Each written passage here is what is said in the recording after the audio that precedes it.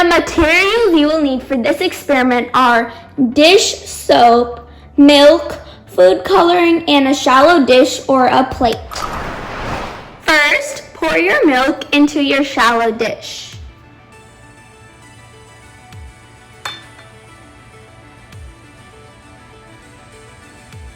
Make sure the milk covers up the full plate.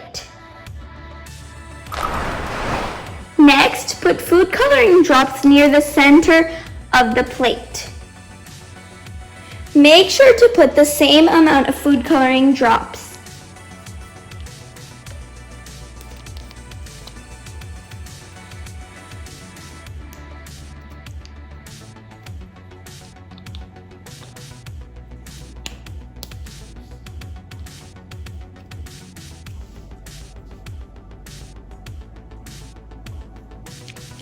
I am putting 2 drops of each food coloring color.